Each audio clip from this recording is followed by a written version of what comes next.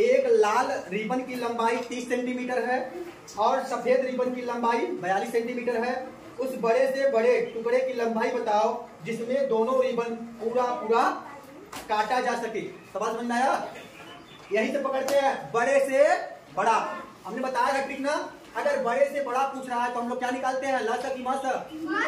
मासा निकालते हैं ना। मासा में दिया था ना महत्तम। महत्तम का मतलब होता है बड़े से बड़ा और लघुत्तम का मतलब क्या होता है? छोटे से छोटा। तो सवाल नंबर 3 में हम लोग क्या निकालेंगे? लसा। ठीक है, लगाएंगे कैसे? ऐसे लगाएंगे। लाल रिबन की लंबाई दिया है, लाल रिबन की कितनी है लंबाई? 30 सेंटीमीटर। कितनी?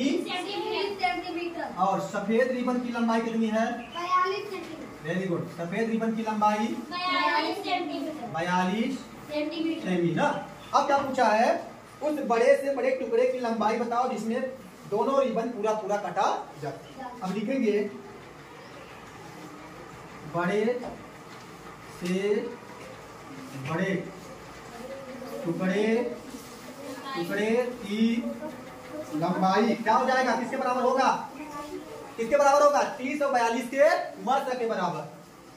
30 और 42 ना का मध्य। ठीक, इन टुकड़े की जो लंबाई होगी किसके बराबर होगा? 30 और 42 के मध्य के बराबर। अब 30 और 42 का मात्रा निकाल लेते हैं। किस विधि से निकालोगे? भाग विधि से कि किस विधि से चाहते हो? बताओ। गुणनखंड विधि से करें, भाग विधि से? भाग विधि से कर लेते हैं पहले। चलिए हम लोग भाग विधि से निकाल लेते हैं। भाग विधि से चलिए, सबसे पहले क्या होता है भाग विधि में? बड़ी संख्या में क्या करते हैं? छोटी संख्या से भाग देते हैं। बड़ी संख्या 42 है, 30 से भाग दीजिए। 30 से कम 30, यहाँ 2 बचा, यहाँ कितना बचा? 1। अब जो 12 आया है, अब ये जो 30 है, 30 को यहाँ कर दीजिए और 12 से भाग दे दीजिए। चलिए 12 गुना 24 होगा। कितना बचा? 6। ये कैंसिल।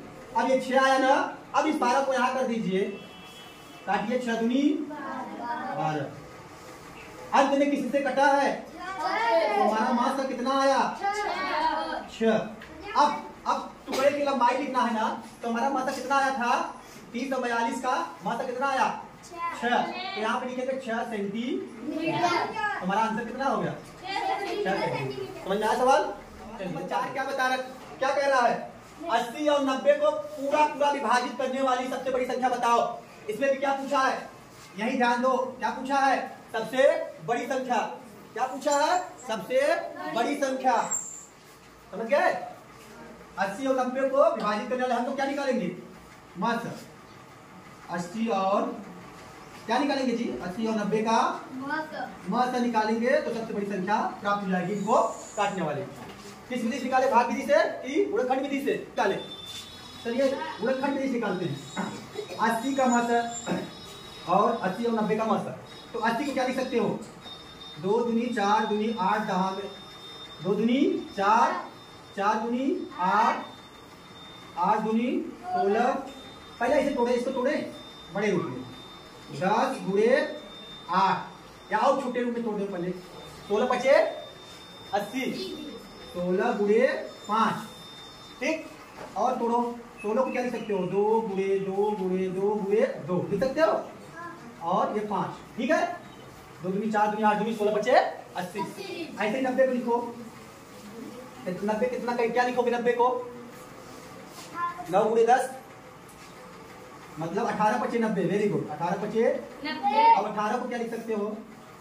2 तिहाई 6 3 18 और गुणे 5। अब मात्रा कितना होगा इसका? मात्रा कैसे निकालते हैं? संख्या देखेंगे जो दोनों में हो। ऐसी संख्या जो दोनों में हो उसको अलग कर लेंगे। ये देखिए 2 इसमें भी है और इसमें भी है। बाहर आया। 5 इसमें भी है, इसमें भी बाहर आया। आया ना? इसका आपस में क्या? अच्छा 3 देखो, 3 दोनों में है। 3 दोनों में है नहीं, तो 3 को नहीं लेंगे। जो दोनों में रहेगा कॉमन उसको ले लेंगे और उसका आपस में क्या कर देंगे? गुणा कर देंगे। तो 2 और 5 दोनों उसमें था, ले लिया। कितना आया? 2 पंचे, यही हमारा क्या है? आंसर। मतलब इन दोनों संख्याओं को कौन काटेगा? 10 काटेगा। काट के देख लो। 10 8 80 और 10 9 5 क्या कह रहा है? सभी लोग ध्यान से सुनेंगे। एक अलमारी में कुछ पुस्तकें रखी हुई हैं। एक अलमारी में कुछ पुस्तकें रखी हुई हैं। इनको 10, 15 और 24 के समूह में रखने पर पूरे पूरे समूह बन जाते हैं। अलमारी में कम से कम कितनी पुस्तकें होंगे? बताइए, क्या क्या लगाएंगे? लसा की मस? अलमारी में कम से कम कितनी पुस्तकें हैं? लसा निकालेंगे मस? वेरी गुड, कम से कम पूछा, यानी हमको क्या निकल रहा है? लसा। चलिए लिखते हैं, सीधे सीधे ऐसे लगाइए। अलमारी में कम से कम पुस्तकों की संख्या, पुस्तकों की संख्या बराबर क्या होगा बेटा? कितने समूह हैं? कौन कौन से? 10, 15 और 24। संख्या बराबर 10, 15 तथा 24 का क्या निकालेंगे? लस। चलिए 10, 15, 24 का लस निकाल देते हैं भाग विधि से। चलिए, आता है नहीं आता? यहाँ 10 लिखिए, यहाँ 15 लिखिए, यहाँ 24 लिखिए। चलिए एक लाइन खींचिए, 2 से काटिए, 2 पंचे 2, 15 कटेगा, 24 कटेगा, हाँ। फिर 2 से कटेगा, बोलिए। ये 5 नहीं कटेगा, 15 नहीं कटेगा, 2 छके 2 से कटेगा, हाँ। 5, 15 नहीं कटेगा, 2 तिहाई। अब 3 से 5 कटेगा, 2 नहीं कटेगा, उसको उतार लेंगे, 3 कम। अच्छा 15 कटेगा, 3 बचे।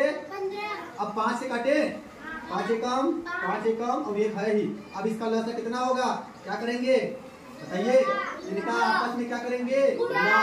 2 गुणे 2 गुणे 2 गुणे 3 गुणे 5। चलिए 2 दूनी 4 दूनी 8 त्रिक 24 पंचे 100। आप लोग को पहाड़ा नहीं आता, ठीक है? तो कुल कितने पुस्तक हैं? 120। 2 दूनी 4 दूनी 8 दूनी 24 पंचे 120। ये तो हम लोग लिखेंगे अतः अलमारी में कम से कम 120 पुस्तकें हैं। यहाँ लिख देते हैं, लिखो अतः कौन बात कर रहा है? अतः अलमारी में कम से कम 120 पुस्तकें हैं। ठीक है, हो गया? चलिए फटाफट लगा। 3 अंकों की छोटी से छोटी संख्या बताओ जो 4, 8 तथा 16 से पूरी कट जाए या विभाजित हो जाए। मतलब जो संख्या आएगा वो इन संख्याओं से कट जाएगा। 4 से भी कटेगा, 8 से भी कटेगा और 16 से। वो कितने अंक रहनी चाहिए? 3 अंक। अच्छा क्या पूछा है? छोटी से छोटी, तो हम लोग क्या निकालेंगे? लस। क्या निकालेंगे? जब छोटी से छोटी संख्या पूछेगा तो हम लोग क्या निकालेंगे? लस। निकाल लेते हैं छोटी से छोटी संख्या। यहाँ डालेंगे छोटी से छोटी संख्या बराबर क्या होगा? 4, 8 और 16 का क्या? लस। यही निकालेंगे ना? चलिए फटाफट निकाल लेते हैं। 4, 8, 16 का लस निकाले। चलिए बताइए, 2 से कटेगा? 2 दूनी 2 चौक 2 अठे। अब 2 से कटेगा? 2 एकम 2 दूनी 2 चौके। अब 2 से कटेगा? 1 2 एकम 2 दूनी। अब फिर 2 से कटेगा? 1, 1, अब रुक जाएंगे। अब इसका लसा कितना आएगा देख लेते हैं। 2 गुणे 2 गुणे 2 गुणे 2 दूनी 4 दूनी 8 दूनी 16। हमारा लसा कितना आया? 16। लेकिन हमसे क्या पूछा है? हमसे क्या पूछा? 3 अंकों। लेकिन हमारा आंसर कितना है? 2 अंकों में नहीं आना चाहिए, 3 अंकों में आना चाहिए। अब मतलब वो संख्या होगी वो 3 अंकों जो 16 से कटी जाएगी। तो 16 का गुणज होता है 112। मतलब 16 की पहाड़ा में 112 आता है। कितनी बार में? 16 सत्ते कितना? 100। 16 सत्ते, हाँ। तो 3 अंकों की वो छोटी छोटी संख्या क्या है? 112। मतलब अंतर हमारा क्या होगा? 112। ये 3 अंकों की पूछा था।